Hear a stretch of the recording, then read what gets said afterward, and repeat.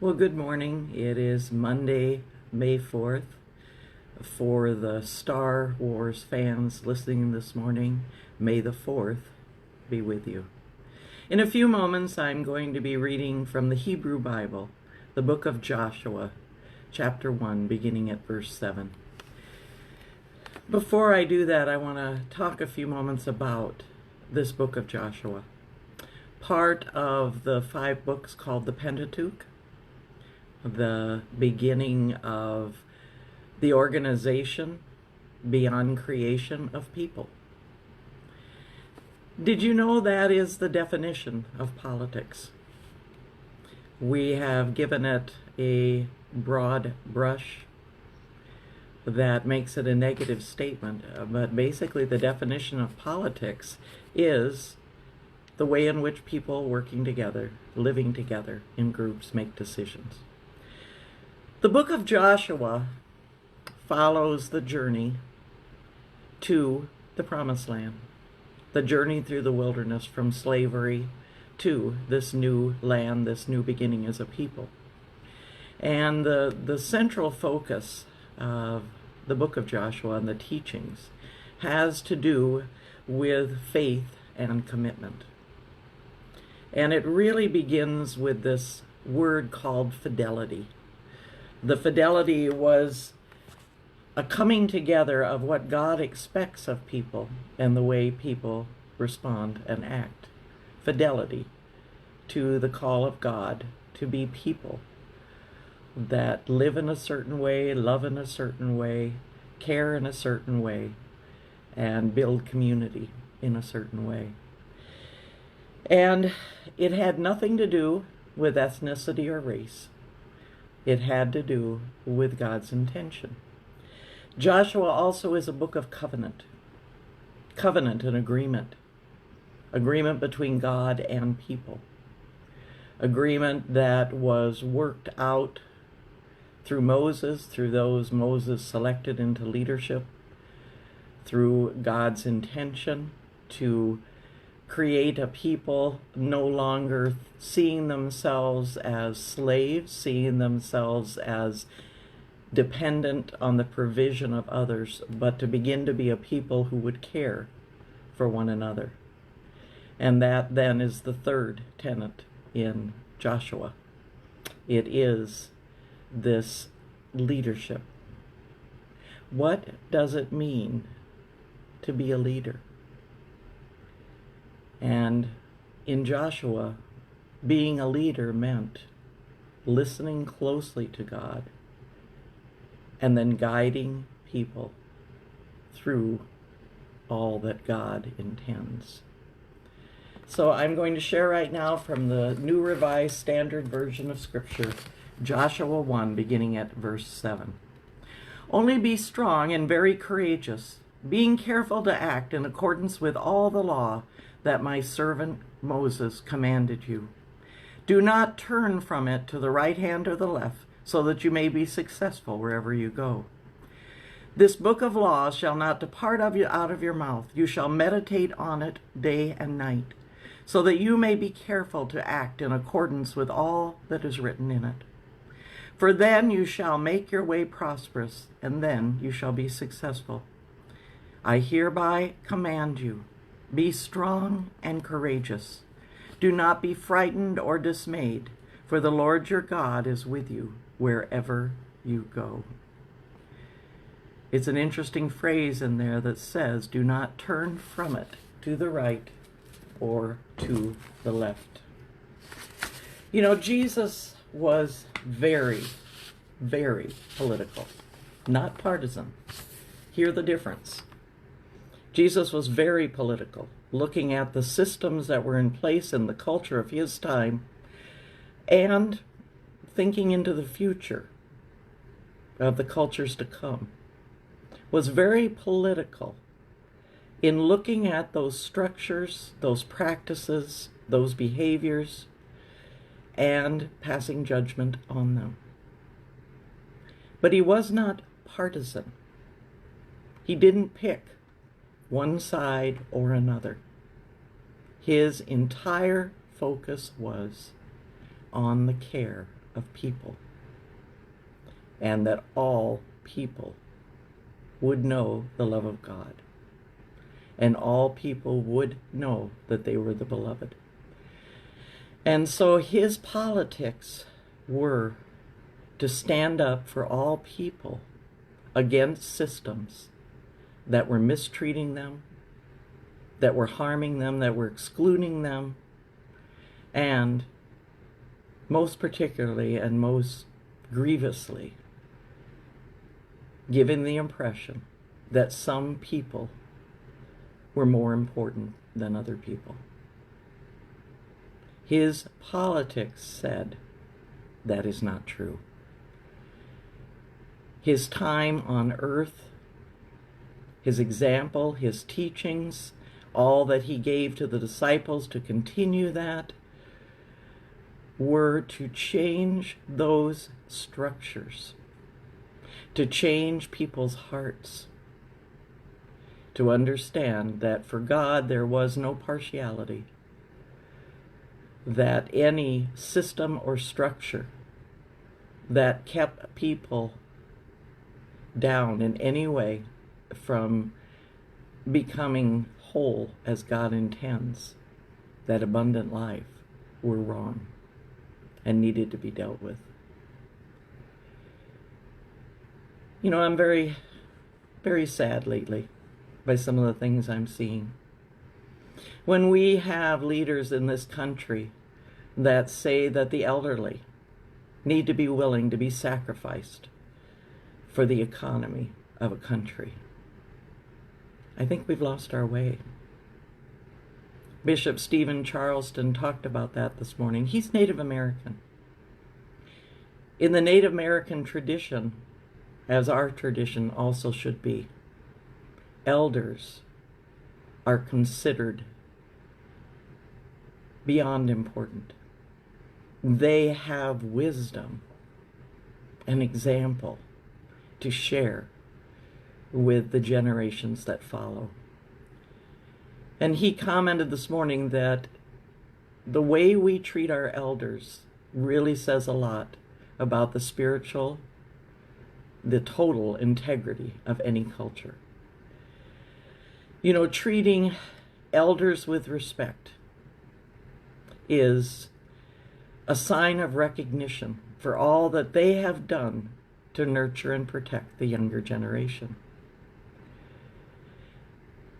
You know, when you wear a mask, when you social distance, you are showing that respect.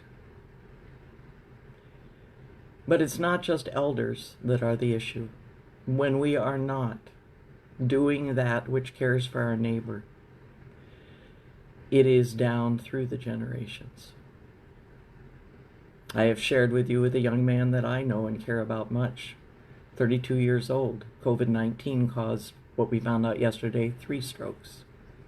And he is recovering, and we hope one day fully. I heard this morning, tragically, that they are discovering that there have been miscarriages, and those babies that didn't get to take a breath have tested positive for COVID-19. It is for all generations that we are doing the things we can to care for one another.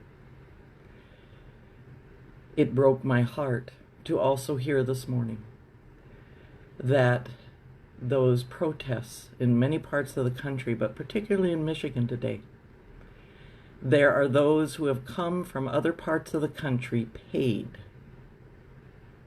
to rabble-rouse, to raise up anger of crowds. They are paid to cause that trouble and to encourage people to gather in ways that are unsafe. There were some words this morning that were shared by a gentleman named Paul Field. This is what he said this morning. What you are seeing is one of the wealthiest, geographically advantaged, productive, capitalistic societies in the world flounder and fail at its most basic test, taking care of its people. This crisis is not only about a virus. This crisis is about the massive failure of our booming economy to survive even modest challenges. It is about the market dissidence of shortages in stores, even as farmers and producers destroy unused crops and products. This crisis is about huge corporations needing an emergency bailout within days of the longest bull market in our history ending, and despite the ability to borrow with 0% interest. This crisis is about corporate healthcare systems being unable and ill-equipped to provide basic health care at the same time they post record profits. It is about crisis response depending on antiquated systems nobody remembers how to operate. But most of all, this crisis is a direct result of the politicization of every aspect of our society for the benefit of a privileged few. The vilification of education, science, media, natural rights, rural lifestyles, urban lifestyles, charity, compassion, and virtually everything else for brief political gain has gutted our society. That is the partisan effect of the breakdown in our society. We go back to the words of Joshua, and he speaks of the law of Moses. What was the law that Jesus gave? Love the Lord your God with all your heart, soul, mind, and strength, and your neighbor as yourself. Whatever care, whatever protection, whatever resources, on and on, that you expect should be the equal opportunity for everyone. I think people of faith, people of all walks in life, in our country and in the world, are getting a wake-up call, and I just pray they're paying attention. Because we want to survive, thrive in appropriate ways, and we want to truly live as Jesus modeled for us to live. There was no one more important than another person. There is no group in our society or any society in the whole world that should be sacrificed for others.